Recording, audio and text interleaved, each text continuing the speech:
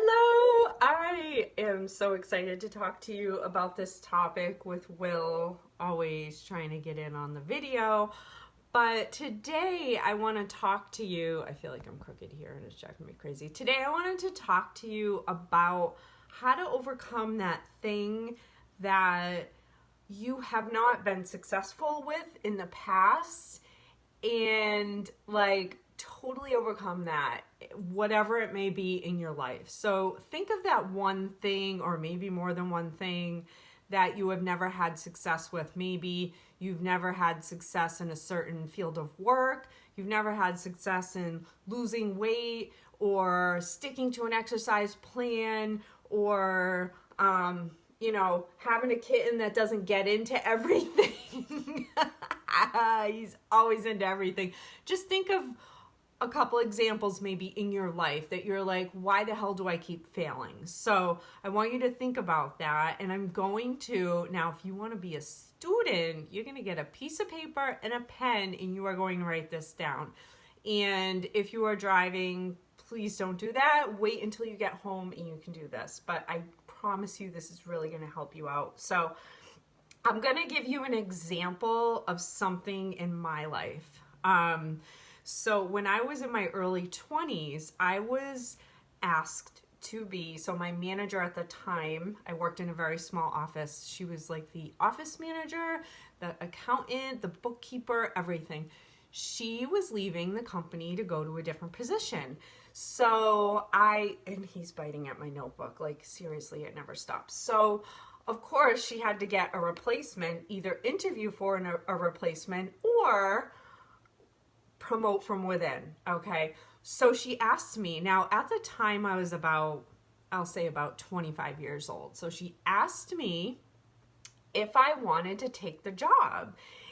And I remember to this day, I went through such agony for, I want to say it was a good week, because, of course she gave her a 2-week notice and she presented it with me right away.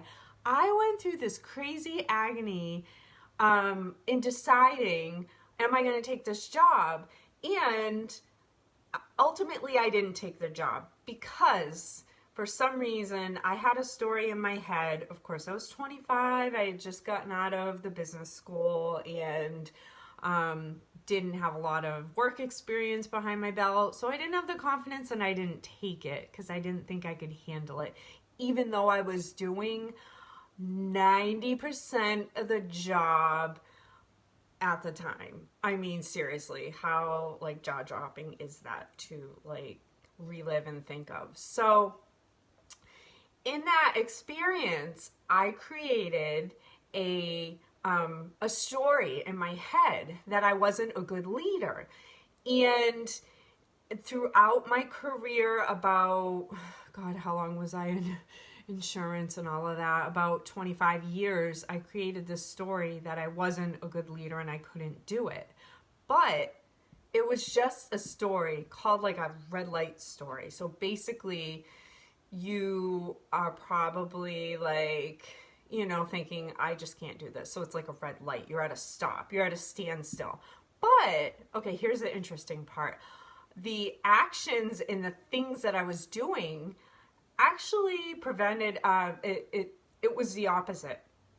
So I was in leadership roles. I did teach group fitness classes. Now you're leading a class, so that's leadership right there. And I also was presented with a few, actually not presented, sort of pushed into a few team leadership roles. Gotta love corporate. They push you into the role and they don't pay you for it. But I did it, and the people who I led liked me. And I did really well in my supervisor's eyes. Of course, they loved it because they didn't have to do it and they didn't have to pay me more because that's the corporate way, right? But anyways, I'm telling myself, that's the interesting part. I'm telling myself in my head that I am not a good leader, but I was doing things that a leader does and having success. But still, 25 years, I was telling myself this stupid BS story. And a lot of you know that I am a coach. I'm a health and fitness coach. And I have gotten to this certain rank in my company and I have not gotten past it. I've had this mental block, and I've even said I'm not a good leader to the team. We have like a network of coaches in our organization, not directly under me, but I've even said in those groups, the Facebook groups, like, I'm just not a leader. And I couldn't for the life of me figure out what that block was until I took a leadership course by Bob Heilig. Shout out to Bob Heilig. He's the bomb. And he's going through this like extensive program on leadership. So I'm like, I need to do this program and figure out what the heck my block is. Because I've read books and I just couldn't figure it out. So he goes into like a deep dive. I finally figured out that it was just what I told you. It was a stupid story, a red light story that was stopping me from being better, like being a leader. Even though I had done the leadership things, I was telling myself that I suck at it and I can't do it. So that's my big block in my business. And finally, I'm just like, you know what? Leadership is messy. I'll probably mess up many times, but it's time for me to step into this damn role. I've been pushed into it so many times and I've done good. Why the heck don't I just freaking do it, right? So you need to first recognize what that story is and what that red light is that it's creating that block. And then basically rewire that story. And a lot of that is just like positive self-talk, just realizing it and saying, like, when you can hear your voice saying that I'm not a leader, I stink at this, like, that's when you'd be like, no, oh no, you're not going to tell me that this is true. I can do this. So another example, we'll bring it over to the health and the fitness. I know so many people can relate to this one, is I cannot lose weight. I fail at losing weight. I can't do it. I give up. Okay, so you're creating this false story in your head because maybe you've tried the keto diet, maybe you've tried Whole30, and those plans, and you've done it all by yourself, let's just say. You just picked up the book or whatever keto program, maybe even at a coach. I know there's keto coaches out there now. It's like the big thing, but maybe you had support, maybe you didn't, and you just didn't do it for whatever reason. You just couldn't stick through it. I know Whole30 is a huge restrictive, like it's helpful if you're trying to figure out what allergies you have, but for someone who's not eating good, to do Whole30 is very hard because I've never done it myself, but I've just heard horror stories that it cuts almost all of the fun out of life, okay? And if you're like me, you want to live freaking life and you want to like have an eating plan, not a diet, not a did I eat that, an eating plan that you can live with. And if you mess up, you can get right back on and it's no big deal. But Whole30 is like, I think it's 30 days of just, you cannot have, this, you're given a lot of stuff you can't have on this list, and then you have like this little list of stuff that you can have. So you create this story, you fail, okay, you fall off the wagon, let's just say, FYI, the first 2 weeks of any new eating plan, you gotta give it time. It is the hardest thing. I'm doing it, like, the program that I'm promoting now, the nutrition program, like, it's not restrictive, but I'm not eating sugar every day. And it's hard because I love sugar. You go through these detox systems and it's freaking hard. It's like if you're addicted to sugar like me, it's a drug. It gives you that same response in your brain that a drug does. So that's the crazy thing. You got to give yourself those 2 weeks. And even if you're not perfect, that's the other thing. You probably beat yourself up because you're like, I didn't follow it to a T. I haven't followed the new program I'm doing to a T either, but I lost 1.2 pounds this week. Ooh, yay. But I still got results. and I'm not beating myself up because, you know, a couple days ago when I was stressed out, I had a little Almond Joy. Almond Joy's got nuts, milestone. So, you know, I had one of those and I was like, whatever. It was a little snack size, so no big deal. But, so if you've done the Whole30 and you couldn't even make it through those 2 weeks of hell, let's just call it what it is, you know, you getting headaches, you probably have withdrawal symptoms, you're cranky, maybe the energy source that you were relying on isn't really helping you out, but you're addicted to it, so you want it, you crave it, okay? And the whole food and the good way of eating is going to work, but it's so hard to get over those 2 weeks. And if you don't have that support, it's even harder because you're just in the boat swimming by yourself, okay? So you're creating this false story in your head that you're weak, you have no willpower, that you can't lose weight, that you know, you've never had success in the past, so this thing isn't going to work. So you're creating what's called a red light story in your head.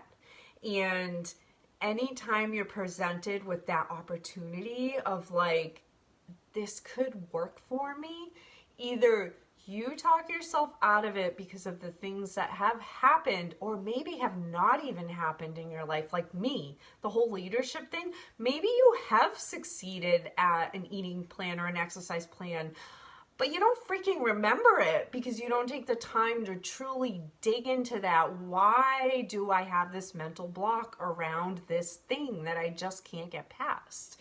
So you're creating this freaking story that might not even be true. Or if it is true, you're just letting it stop any form of happiness or awesomeness that you could feel in your life if you just maybe tried something different. That's the thing. You are not broken.